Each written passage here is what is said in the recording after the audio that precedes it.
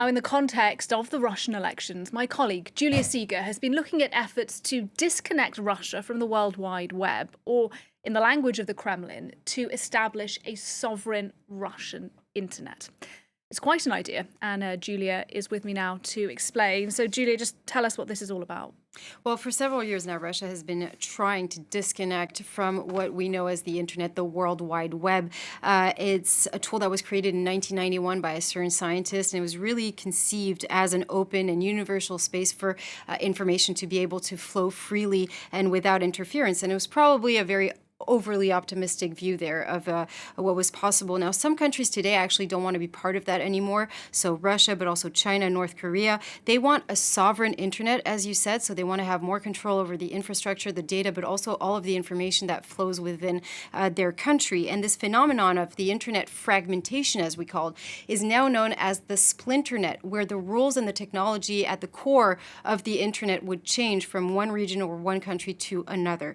Now, the quest in Russia to begin to create what we know now as the RUNet started in 2019 when Vladimir Putin voted several laws. They're known as the Internet Sovereignty Laws, and they required local internet providers and government websites to all be hosted within Russia and all of the technology to be controlled by Russia. So they want to be able to disconnect from the internet as they wish, but they also want to be able to do so if a foreign country, for instance, pulls the plug on them as well. Now, several months ago, Ukraine actually asked for the international association that is in charge of all the domain names to unplug and to disconnect Russia from the internet. They refused to do so because they would open, of course, a Pandora's box, and they can't be politically motivated.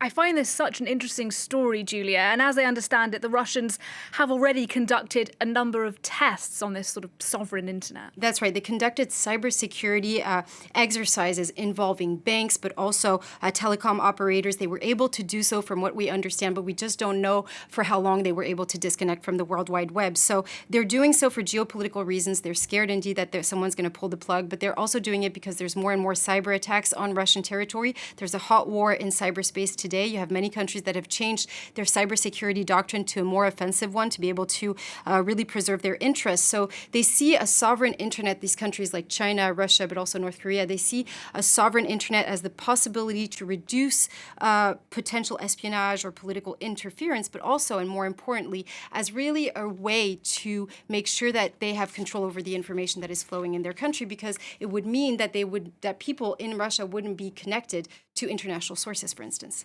But in practice, Julia, it's obviously not quite that simple to just disconnect from the World Wide Web. Right, and we're actually really far from it. You don't have a parallel internet today. Russia, for instance, and China still use the internet as we know it, but they use firewalls, if you will, and people in those countries tend to use VPNs to be able to bypass that. Now, China is investing massively to create its own network. It's going to be more difficult for Russia because you have to have control over certain technologies like microprocessors, for instance, and unfortunately, or maybe not unfortunately, but it's difficult to find suppliers that are not connected at all to the United States today.